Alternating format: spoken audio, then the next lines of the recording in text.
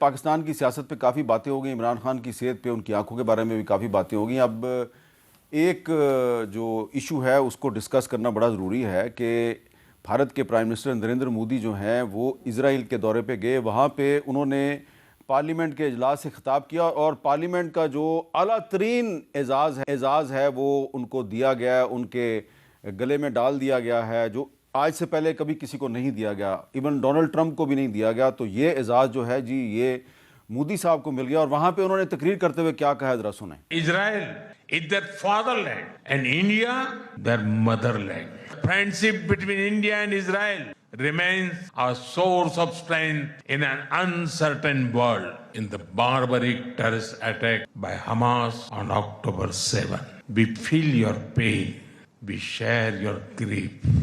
India stands with Israel firmly with full conviction. और कुछ इसी तरह की बातें जो हैं वो ट्रंप साहब ने भी की थी। वो भी कुछ हफ्ते पहले जब इजरायली पार्लियामेंट के इजलास से ख़िताब करने आए तो उन्होंने भी नेतन्याहू की इसी तरह तारीफ़ों के पुल बांधे और कहा कि हम आपके साथ खड़े हैं। अब ये जो एक हाईएस्ट अवार्ड दिया गया है इजराइल का मोदी को, तो ये पहली दफ़ा उनको ये अवार्ड नहीं मिला। इससे पहले कुछ जो अरब कंट्रीज़ हैं उनके सरबराहान ने भी इनको बहुत से इस तरह के जो अवार्ड हैं वो दिए थे और उनके किसी ने गले में हार डाला, किसी ने उनको अवार्ड दिया, किसी ने उनको शील्ड पेश की। और ये जो बहुत से जो अरब सरबराहान हैं आजकल मोदी और नेतन्याहू की जो बढ़ती हुई मोहब्बत है इस पर बड़े परेशान हैं। और ये जो आप स्क्रीन पे देख रहे हैं एक आखिरी जो अवार्ड है ये अशरफ गनी साहब ने दिया था। तो अब सवाल पैदा होता है कि कहीं अफ़गान तालिबान से भी तो मोदी तकाज़ा नहीं करेंगे कि मुझे भी तुमको ये अवार्ड दो। तो मैंने अब टाइम नहीं है मेरे पास इतना ज़्यादा, लेकिन अकील मलिक साहब आप नहीं समझते, ये मैं आपको बताना चाह रहा हूँ कि ये अल जज़ीरा पे एक आर्टिकल आया है। ये आर्टिकल जो है आप देखें जी, स्क्रीन पे भी दिखा दें। Kashmir spying demolitions, how Modi's India embraced Israel model. तो सिर्फ आप सेनेट या कौमी असम्बली में मोदी के ख़िलाफ़ करारदादें पास करके कश्मीरियों को इस इजराइल मॉडल से नहीं बचा सकते जिसको कि फॉलो कर रहा है मोदी।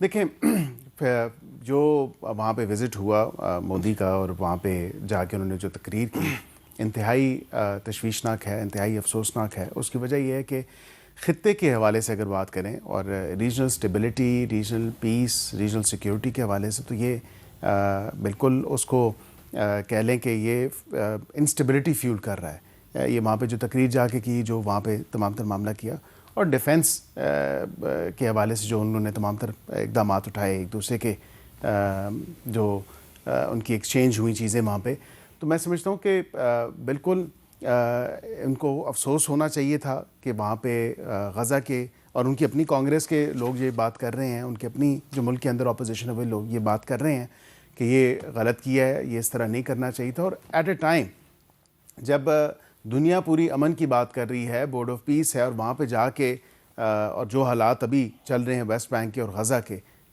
बावजूद इसके कि रमज़ान का बाबरकत महीना, बावजूद इसके कि अमन की बात की जाती है, उसके लिए इक़दाम उठाए जाते हैं, लेकिन अमलन तौर पे वहाँ पे ज़मीनी हक़ाइक़ मुख्तलिफ होते जा रहे हैं। तो ये इस पर कम अज़ कम देखने की ज़रूरत है। हम करारदाद ज़रूर पास करते हैं, हमारे कोई सफारती ताल्लुकात नहीं, और हम बिल्कुल जो है किसी किस्म के सफारती ताल्लुकात नहीं चाहते जब तक हमारा प्रिंसिपल स्टांस जो फ़लस्तीन पे है तब तक जो है हम चैन से नहीं बैठेंगे, अमन से नहीं बैठेंगे। इसीलिए हम बोर्ड ऑफ पीस में भी हैं कि हमारा प्रिंसिपल स्टांस है कि भाई हम फ़लस्तीन के साथ हैं, फ़लस्तीनियों के साथ हैं। अब इसका क्या जवाब मीर साहब?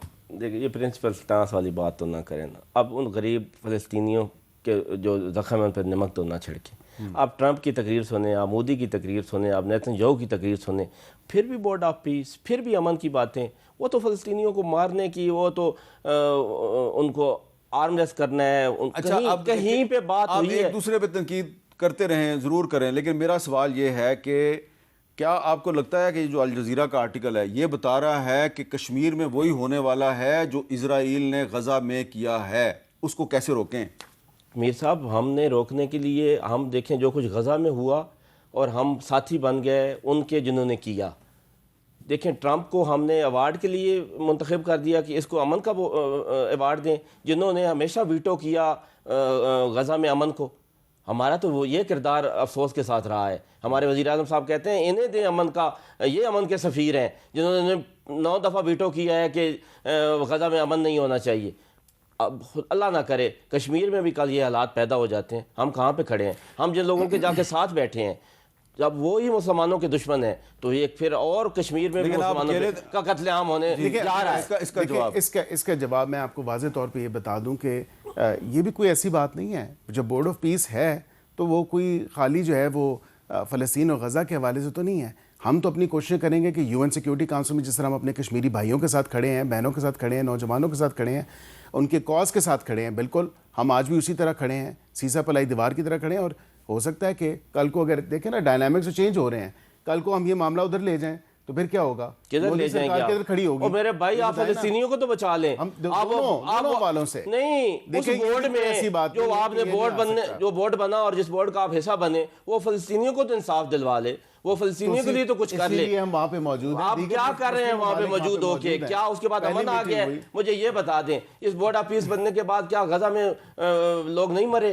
क्या उसके बाद शातें नहीं हो रही? कहाँ गया आपका बोर्ड ऑफ पीस? क्या किया आपके बोर्ड ऑफ पीस ने जब वहाँ हम पे तो शातें जमात उसी उठा रहे हैं, तरह हो कर रही रहे हैं? हैं। मेरा ख्याल है कि आपने भी सवाल वैलिड उठाए, इनका भी जवाब आपने सुन लिया है और अब मैं आप दोनों से इजाज़त चाहता हूँ। और मैं आखिर में सिर्फ यही कहूँगा, ये जो गज़ा के नाम पे बोर्ड ऑफ पीस बनाया गया है, इसमें पाकिस्तान ने शिरकत की। सिर्फ पाकिस्तान अकेला इस्लामी मुल्क नहीं था, और भी कुछ मुस्लिम ममालिक थे। लेकिन ये नुक्ता आप इग्नोर नहीं कर सकते कि इस बोर्ड ऑफ पीस में गज़ा का कोई नुमाइंदा नहीं है, फ़लस्तीनियों का कोई नुमाइंदा नहीं है। और जो सीज़ फायर शर्मुल शेख में अनाउंस किया गया, उसके बाद से मुसलसल इजराइल इस सीज़ फायर की खिलाफ वर्जी कर रहा है। और अब जो भारत में जो बुचर ऑफ गुजरात के नाम से मशहूर शख्स है नरेंद्र मोदी, उसको गले लगा लिया है नेतन्याहू ने।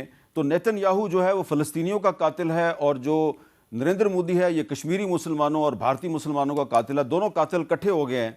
और आप अगर ये समझें कि बोर्ड ऑफ पीस के ज़रिए आप फ़लस्तीनियों को अमन दे देंगे, मेरा ख्याल है बहुत बड़ी गलत फहमी है। आइंदा से आपको बोर्ड ऑफ पीस के किसी इजलास में शिरकत नहीं करनी चाहिए।